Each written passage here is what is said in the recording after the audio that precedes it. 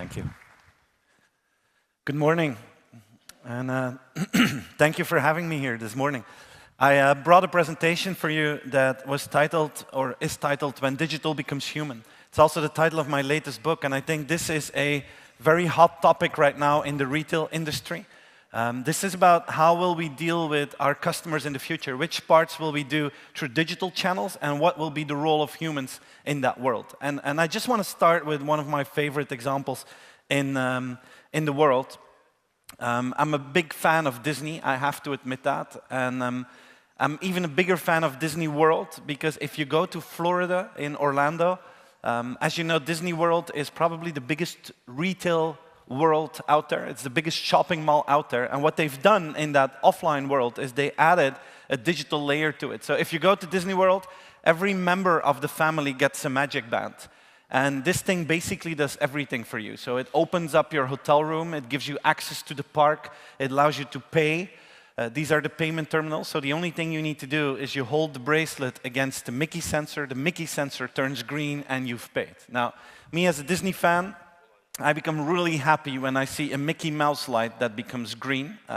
That makes my day. So for me, this is extremely dangerous. I walk around there like that. It goes like this.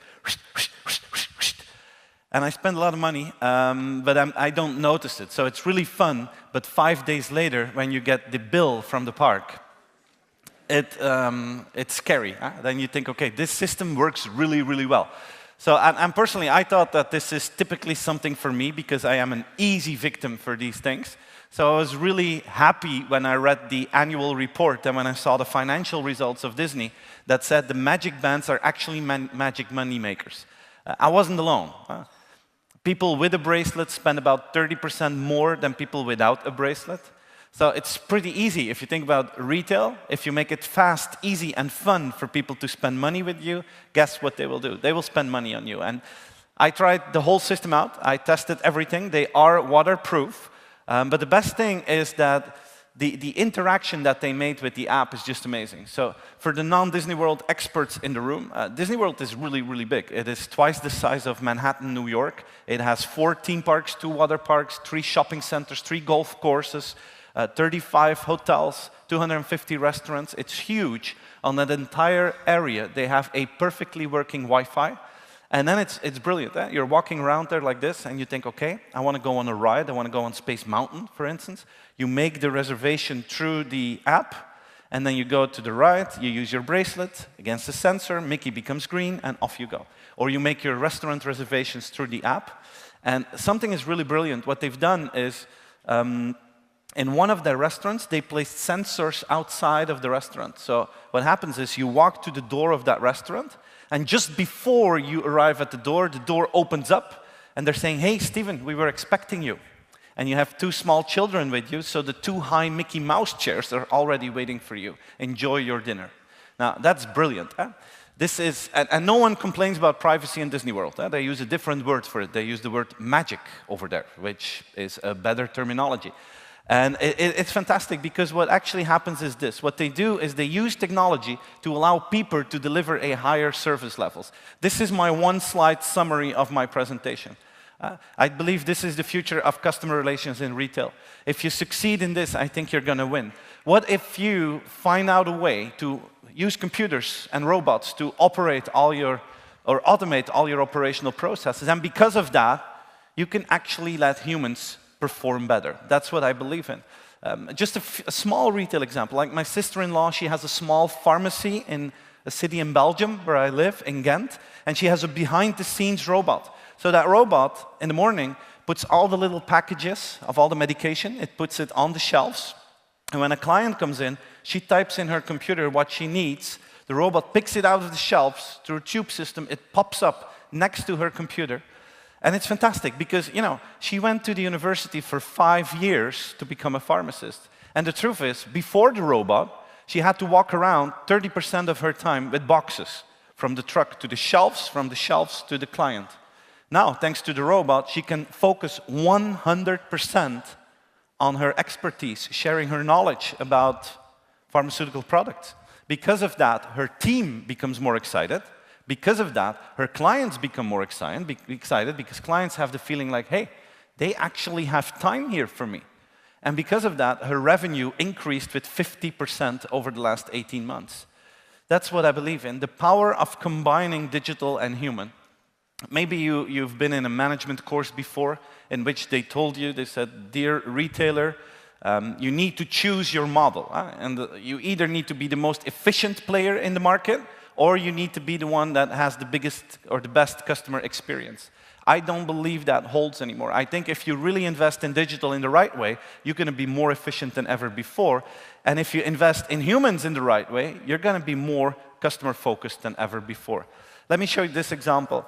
This is one of the new hotel chains that we have in the world. It's called citizenM. They do everything different than a traditional hotel. They have the smallest hotel rooms in the world.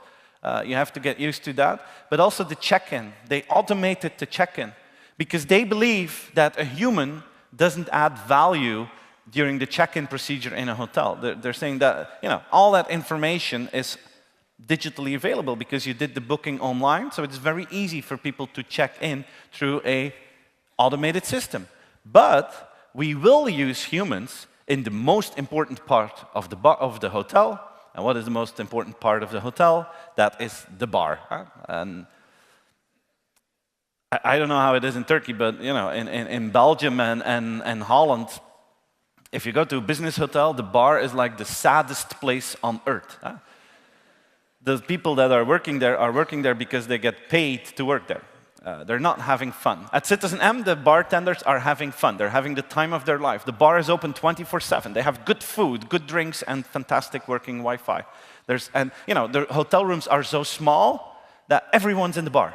That's the good part. You only need discipline to leave the bar. That's the only difficult part.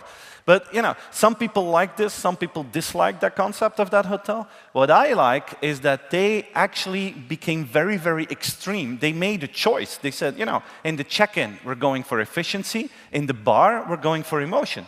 And I think we need to be more extreme in those choices. I don't know if you guys have seen this movie. This is one of my favorite Disney movies. It's called Inside Out. If you haven't seen it, this is homework to do that tonight. Because I think as a businessman or woman, you need to understand this movie. This movie explains you how our brain works. It tells you about the emotions that we have. And you will see, if you look at this, that we have 5 emotions, of which 4 are negative. So the person who programmed our brain made a huge mistake. Sadness. Look, we have sadness, we have anger, we have disgust, and we have fear. We only have one positive emotion, it's joy. All the others are negative. That's why we complain so much in life. That's why your customers complain so much. They cannot help it. Our brain is programmed in a wrong way. Now, if you know that, if you know this, what if we plot Inside Out on our management model? I think that's what happens now. This is, for me, the future of customer relations in retail, where you succeed in neutralizing all the negative emotions through fantastic working digital interfaces. And thanks to that, Joy, the human, can add an emotional layer to that. Now, some people tell me, some retailers tell me, hey, Steven, we're already good in the human part, so that part is covered. The digital part, we've got time.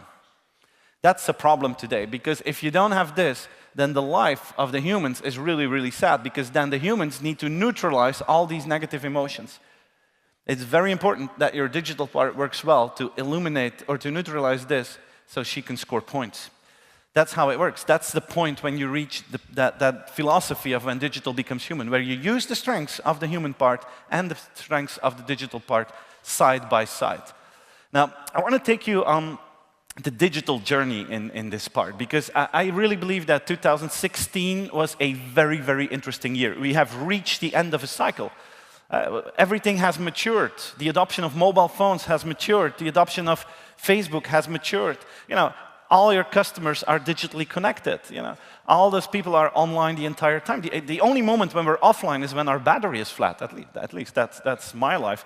And you see how the world adapts to that. I don't know if you have this, but if you get a haircut, hey, you need a jacket like this so you can keep on Snapchatting while you're there. If your hairdresser doesn't give you a jacket like this, you have an old school supplier. Right? You need to change instantly.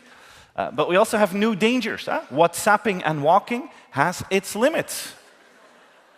Very dangerous. Now, I get really excited to see how the world adapts. And we've got all these signs now throughout Europe.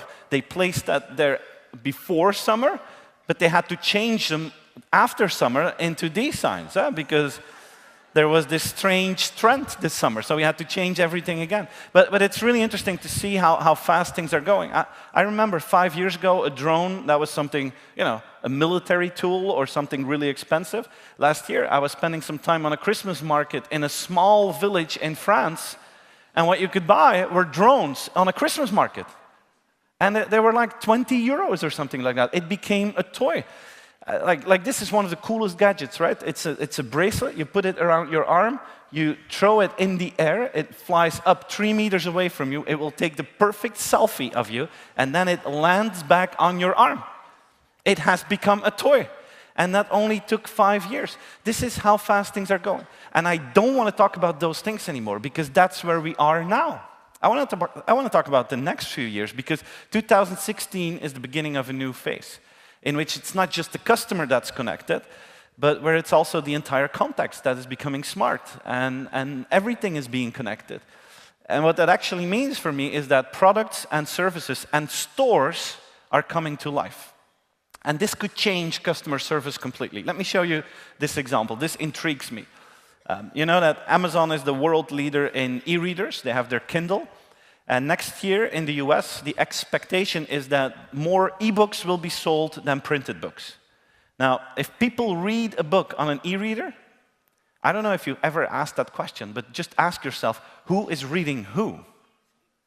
I think that's really interesting. And the truth is, your e-reader is learning more from you than you are learning from your e-reader. For the first, I write books. I only know how many books I sell. That's it. Now, for the first time, I will actually know if people also read those books. I will know if they skip certain chapters, or I will know if they reread certain chapters. I will even know if they fall asleep reading my books. I will know that. So make sure you don't fall asleep when you read my book, or they will tell me that. But just think about the knowledge that Amazon gets through this and how it will, reinforce their algorithm. And I believe that 2016 is the year where machine learning and artificial intelligence became big. And Google DeepMind played a crucial role in that. So DeepMind is a company that started out in the UK in 2011, and they wanted to make the smartest computer in the world. They became world famous because this computer beat all humans in computer games. Google saw that. Google decided to buy it. And it became world famous this spring. And my apologies for the language on the next slide, but a lot of experts said this is the real oh fuck moment in artificial intelligence. Because what happened in April this year, everyone agreed on that was supposed to happen in 2025.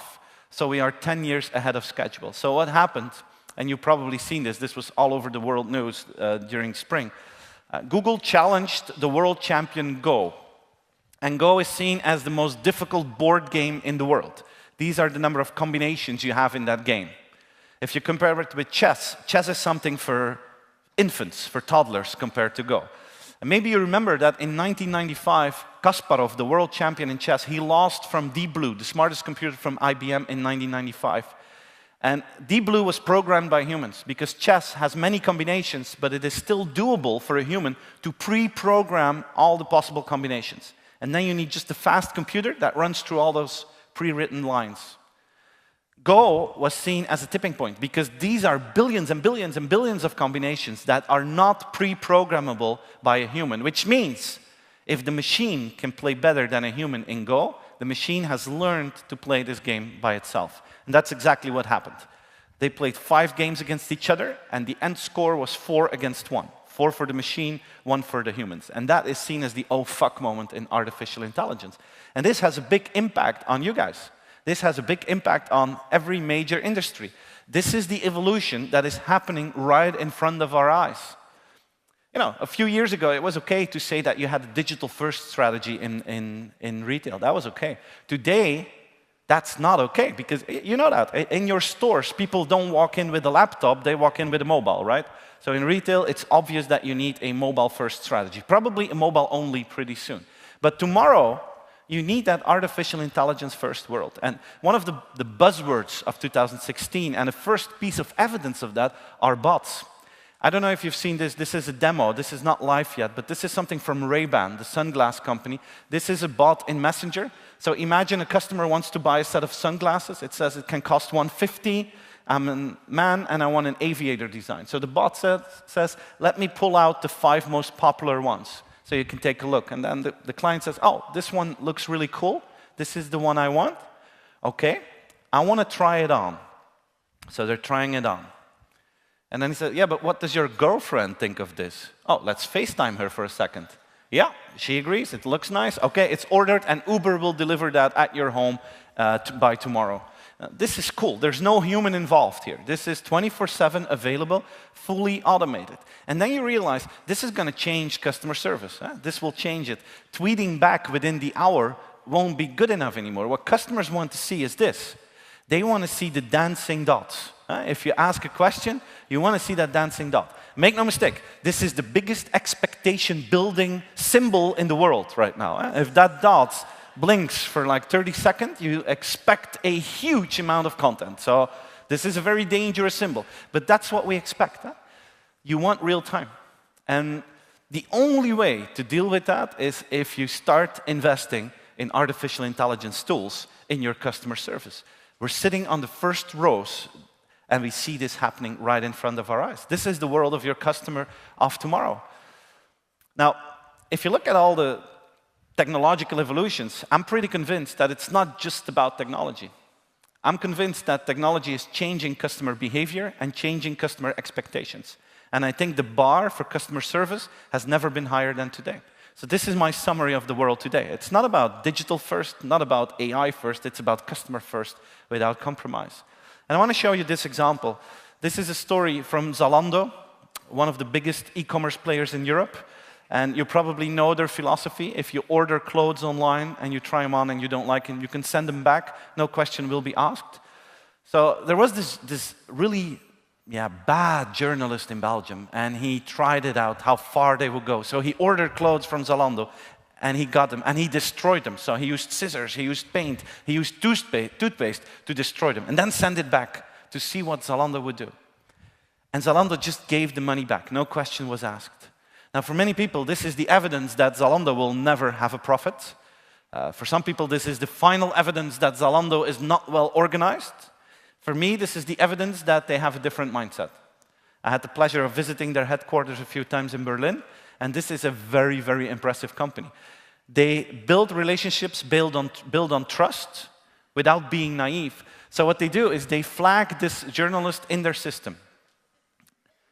And they're saying, in a relationship, you can betray trust one time. That can happen.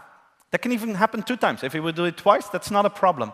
But if that journalist does that 3 times is strike. And then they will hunt him down. And they know where he lives, they know where he works, they know his credit card information and his fashion style. So that person will have to go through an identity change and a fashion style change to be able to order again at Zalando. But what they do is they punish the bad guys, the bad customers. And I think this is a lesson, because a lot of companies, they punish the good guys. Imagine that you have a rule, a great customer service rule, and you see at the end of the day that some people, 1% of your clients, take advantage of that. Will you change the rules, or will you punish the 1%? And I think most companies change the rules, and then you actually punish the good guys. Now, some retailers hate these rules. I once took a group of retailers to Amazon in Seattle, to the headquarters, and they were complaining to Amazon that their service levels were too high. This was the feedback from Amazon. Complaining about our strategy is not a good strategy. I love that quote. Now, that's why I'm a big fan of this company. This is an old-fashioned Dutch retailer. It's called Jumbo, but I'm a big fan of it because what they do is they become extreme in customer centricity. One of their rules, and I don't know if it will surprise you, it surprises people in many countries. One of their rules is if you're waiting in line with a full cart, then you have to pay. And if you're fourth in line, you don't have to pay. They give you everything away for free. That's a cool rule, huh? Now, in Belgium, they don't want to do that, the country where I live, because they think customers will form a big line and we'll have to give away everything for free. But the truth is, in many Grocery stores in Belgium, it's very amateuristic. I can say that here, I cannot say that at home, but on a Friday evening when it's very busy and I'm waiting there to pay, there's like a bunch of people very frustrated because you have to wait so long, and then they grab a microphone, they still do that in Belgium, they grab a microphone and they yell through the intercom through the entire store, and then they say, Paul, can you please come? We need support here at the cash register. Paul, can you come and help? And that changes the atmosphere. Before that, everyone was waiting like this. And when you hear people yelling that support is coming, people move in this position. And they have one mission left in life, and that's being first in this new line that they will open up in the supermarket. And it's just amateuristic how we do it. These guys, how do they do it? They place a sensor in the opening gate, so they count the number of people that walk in. They measure the average shopping time on every moment of the day, and they make sure that Paul is sitting there at the computer system before the customer arrives. It's as simple as that, but they look for the opportunity. They don't complain about Amazon. They look, how can we boost our customer experience? And I think that's the challenge for everyone. Look for the opportunity to boost your customer experience, become more extreme in customer focus. Because this world of automation is forcing us to do so. And I love the world of automation, and it's entering the retail world. Like, this is one of my favorite robots in the retail world. It's in a store in San Jose, in California. In a do-it-yourself store. This robot speaks 7 languages fluently. He recognizes faces. If you don't find a screw or something, it takes you by the hand and guides you to the store, to the place in the store where you can find your product. And when the robot has free time, it cruises through the aisles and it scans all the products, so automatically it can reorder products if necessary. I don't know if we will find humans that are better than that. Look, this is a Chinese restaurant. The waiters are now robots. Doesn't look fun at all, but it does exist. Pepper. Pepper is one of the most famous robots that is being used in retail. This one is selling coffee machines in Tokyo, in Japan. So you see that world of automation, and I get excited by that. But many people also get scared and are saying, hey, aren't we automating the human part here? Are we still going to need humans in the retail world of tomorrow? Now, if you are a little bit worried, I have found alternative jobs. So in case you would lose your job through to automation, I have found an alternative for you, which will be very purposeful and very important. You will be able to guide people through the streets of Istanbul while they're texting. You will save lives by doing so. So it's going to be a very, very important job. So don't worry, there are alternatives. But this is a very important question. What is the role of humans in this digital world? And I'm convinced, I'm a bit different than most people, I'm convinced that the role of people will become even more important than ever before. And we don't need to be naive. You're going to have less customers in your stores, and that number will decrease year after year. And because of that, the human part is increasing in importance. And that's an old economic law. I'm an economist, and this is an old economic law, the law of scarcity, that says if something becomes scarce, it increases in value. Something that is really scarce always increases in value. Now, what will be extremely scarce between you and your customers? That's the human touch. And because of that, it is more important than ever before. And the human part will be a more premium service than ever before. If you really want to be extreme customer-centric, it means that your company is facing a double transformation. On the one hand, you will have to reinvent yourself from a digital point of view. On the other hand, you will need to reinvent the human part as well. Now, this is one of the most impressive retail conferences in Europe. So I'm very happy that I can be here. And I'm sure that all of you have become successful because you are better than average in the human part. Now, you have a choice at this moment.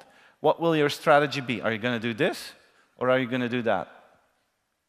For most retailers, doing this means replacing the strength of humans by a weakness of digital. And you can do this, but then you have to be strong enough from a technology point of view to fight with the Amazons of this world and the Alibabas of this world, because this is where they are. I think for 95% of the retailers, there's only one smart choice, and that's to move to this point, where you're very good in digital and you make a difference through the human part. Now, if you want to reach that point when digital becomes human, the question is, what do humans need to do in this world of brilliant technology? And the answer is very, very simple. We as humans, we need to be good in those things that computers are not good at. And today, that is still an easy question to answer. Today, computers are not as good in the emotional part as us humans. Maybe 15 years from now, that's going to be totally different. And now we have to ask the question again, what can we do that computers cannot do? Today, it's emotion. And I brought a video for you that I want to show you. It's one of my favorite videos. It shows you the limits of technology, and it shows you the power of the human touch.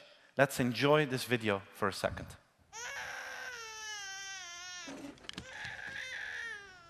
Let's turn up the volume a little bit. แม่ลูกตื่นมาแล้วร้องใหญ่เลยอะแม่สงสัยหิวนมนมโอ้ยยังไงอะแม่เปิดการ์ตูนโอเคการ์ตูนนะลูกการ์ตูนนะแม่ลูกไม่ได้ติดการ์ตูนลูกติดแม่โอเคไหมงั้นเอางี้เอาลูกคุยกับแม่หน่อยนะคุยกับแม่จ๊ะเอ๋แม่อยู่นี่ไงลูกเห็นแม่ไหมคะจำกันไม่ได้จ๊ะเอ๋มัมกินจังเลยปังเป่งปังเป่งปังเป่งปังเป่งปังเป่งปังเป่งนี่โอ้ไม่ร้องนะลู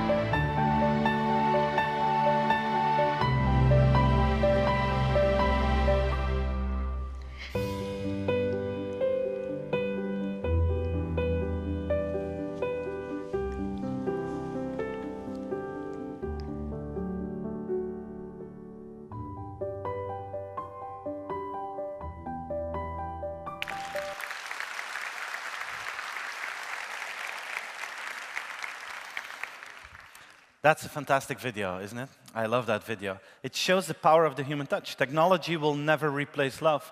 So the question is, what do we need to do as humans? Your team members, you, as a leader, what's important? For me, this is the most important slide of the presentation for any retailer around the world. This is what makes you successful. You need technology to play. You need this to win. Empathy, passion, creativity. I haven't met a computer that is empathic, passionate, and creative. I've met a lot of people that are good in that. And just think about what you expect from people that you work with. This is what I hope the teachers will do in the classroom when they're spending time with my children. This is what I hope my doctor will do when I have an important conversation with my doctor. This is what I hope my financial contact person in a bank or an insurance company will do when I need them.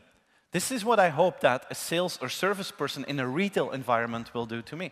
Now, the crazy thing is, the more digital the world becomes, the more important this is, because of scarcity. A company like Starbucks is good in both. I like working with Starbucks. I love their company.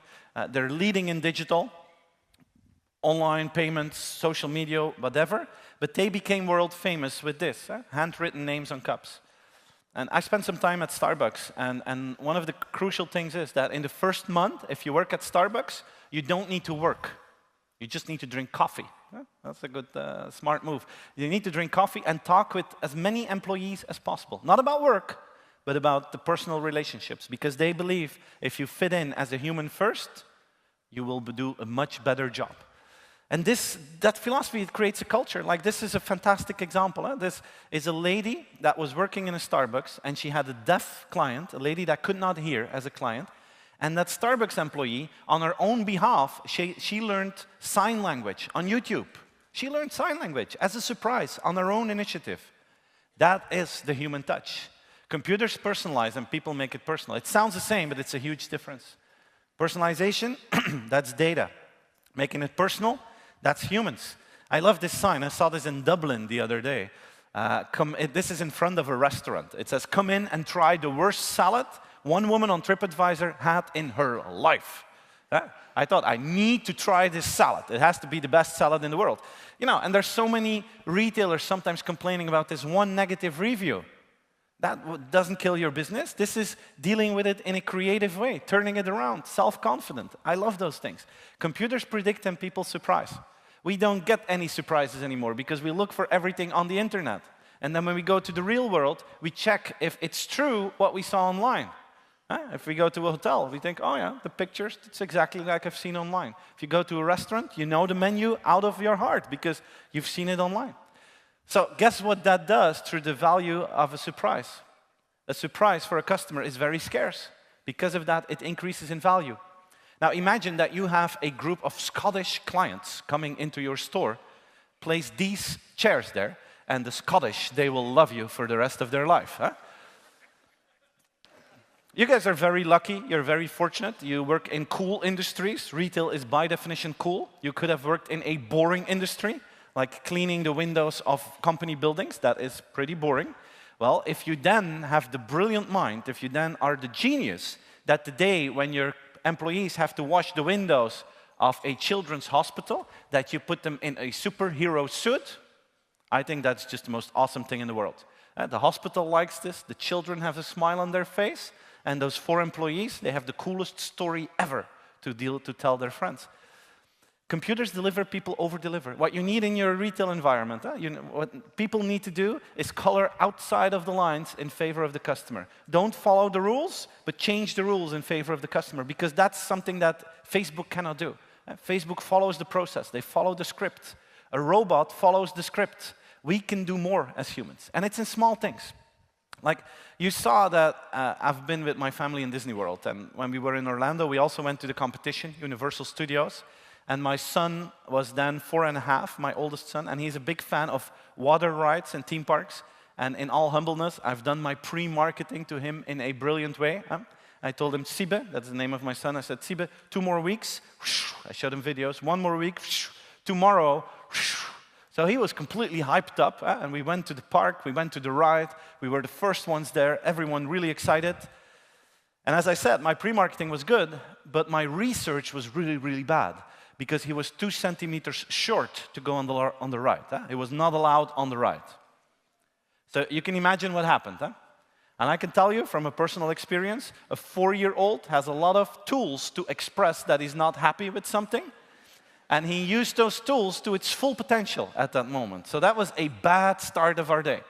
Now, the guy from the park, he saw that, and he came over, and he pulled out this coupon, like this. And he said, look, your son is almost tall enough. Next time that he's here, he's definitely going to be tall enough. And this is a VIP voucher. He can use this for the rest of his life. And every time that he's here, he doesn't have to wait in line, and we're going to do all kind of cool stuff. And I thought, wow. These guys thought about this, they made a process, this is really cool. So I was making this picture for my book and my presentations. And while I was doing that, I suddenly realized that a voucher like this has 0.0 impact on a 4-year-old child. 0. They are more into a real-time solution, not something for 20 years from now, but now. So it didn't work. Now, this part was pre-programmed by the management in a fantastic way. But if the guy from the park would have been a robot, this is where he would have stopped, because it's pre-programmed. But he didn't stop. He saw that it didn't work. He was empathic, passionate, creative. So he decided to move forward, and he said, is there a ride that your son would like to go on and that he is tall enough for? And we said, Spider-Man. Yeah, our son would love to go on Spider-Man. So the guy grabbed his walkie-talkie, and we could hear him talk. He said to his colleague at the Spider-Man ride, he said, I have a family of 4 here waiting for me. Could you please put them on the Spider-Man ride, because one of the kids has a real mental breakdown right now. So just put them on the ride, please. Okay. And that's what happened. That's what they did. We went backstage, they put us on the ride, and everyone was happy again. Something small, something really small, but it has an impact. It's those small things that have a huge impact. That's what humans do. Those small things that have an impact, and the computers cannot feel that they will have an impact if you react on that. So, and in this case, you know what? The park didn't do anything wrong. It was entirely my fault. It was my fault. And what they did is, even if I made a mistake, they didn't point fingers at me. They didn't say, yeah, but it was your mistake. You talked to your child, you should have looked on our website, and you would have known that he's not tall enough, or it's your problem. They didn't do that. They solved the problem for me. They didn't look for the guy who did it. And I think that's also something that we need to spend time in. How can we, don't point fingers to customers, but show them that we really care. Computers confirm and people can smile. And don't get me wrong, I'm not saying now that this human part will prevail over technology. No, my message is that the human part adds a complete different value for the customer than the digital part. The digital part is about fast and efficiency and personalization. The human part is about emotion. And both are crucial. Both are crucial. And if I have to summarize it, I'm going towards the end of my presentation. The future of customer relationships. Remember this slide? You have more context now, but I think this is your challenge. I really believe this is the challenge for the retail industry. Use technology as much as you can. And because of that, allow your people to deliver a more personal service. And if you combine those two, I think that's a winning track. This is completely based on that old economic law of scarcity. The human part is so scarce in this world that it's so easy to score points. It's so easy to score points. But you just have to realize that the role of your employees, your role, will change from a more operational role towards a more human role. That's what's happening at this point, a more emotional role. The empathy, passion, creative part is crucial in this world. But it means that the challenge is bigger than we anticipated it is. Challenge is bigger. It's a double transformation. It's not just technology, it's also that human part. And at the end of the day, you will see that every successful retailer succeeded in the digital transformation. And all of you will have more or less the same. And the winners will be the ones that did the human transformation in the best way. So, if you look at the evolution, if you see how fast things are going, how we are at this new phase where artificial intelligence will boost customer experience even more, you need to speed up your game in the retail world. It's going really, really fast. But at the same time, this is also an open invitation to focus also on that human part and reach that point where digital becomes human. And last thing I want to ask you is this: are you ambitious enough in that? I have the feeling that sometimes we are not ambitious enough. And I want to share this last story with you about one of the companies that I'm really excited about. I had the pleasure of going to this company a few times. This is SpaceX, and SpaceX is run by Elon Musk. He owns Tesla, he also has SpaceX. And SpaceX is a B2B aerospace company. They launch rockets and they release satellites. So their customers are the satellites builders in the world. NASA is their biggest client. And what makes them unique is that they are capable to let the rocket come back to Earth so they can reuse the rocket. They've done that a couple of times on land. This is now a floating device on the ocean. A rocket released satellites, and then it lands back on a floating device in the middle of the ocean. I've been next to that rocket. That rocket is as big as the Apollo, and those small landing feet that you see, they're like 60 meters tall. This is a huge thing that is landing on a floating device in the ocean. Now, if they optimize this process, they will be able to reuse rockets, and it will decrease the price of satellites to release satellites in outer space with 99%. This will change the world. So you have to imagine, we're sitting there with a group of entrepreneurs, CEOs, and they're telling us this, and we think, wow. They're saying, oh, whoa, whoa, that's the boring part of our company. This is not important. This is just the way we make money. He says, our founder, Elon Musk, he believes that in a few more years, this planet will be ruined because we're all bad humans, we're doing the wrong things. This planet will be ruined. So our ambition is to save mankind, is what he said. I don't know what your ambition is. Their ambition is to save mankind. And then he continued. He said, we're going to evacuate Earth and we're going to colonize Mars.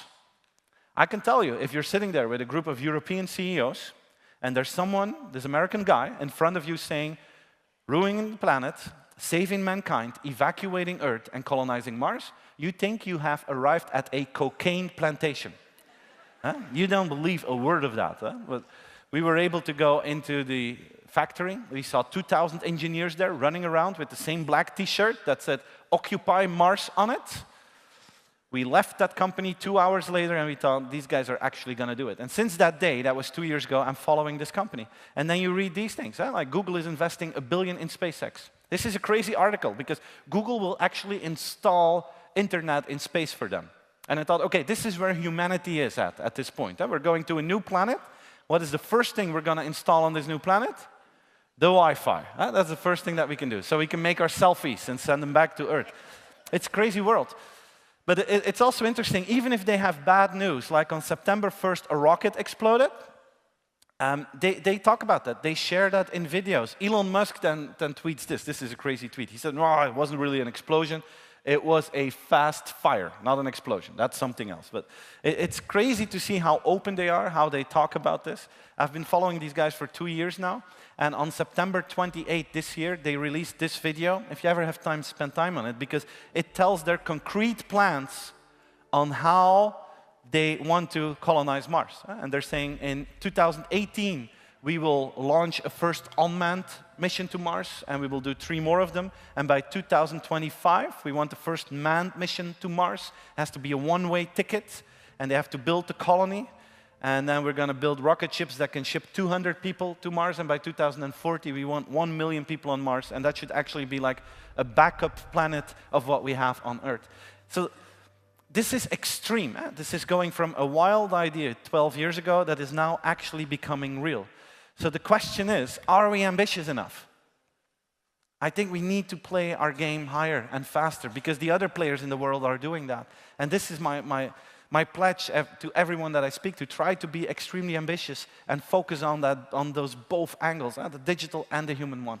Last thing I want to give you before it's lunchtime is a piece of help. If you want to keep up with technology and keep up with what's happening in the world of customer experience, and you don't see the possibility to do that, well, I'm your filter on the world. What I do is I make a weekly video on my YouTube channel. Every Friday I post that, and it's a 3 to 6 minute video, and it gives you an update about what happens in the world of technology, marketing, and customer experience.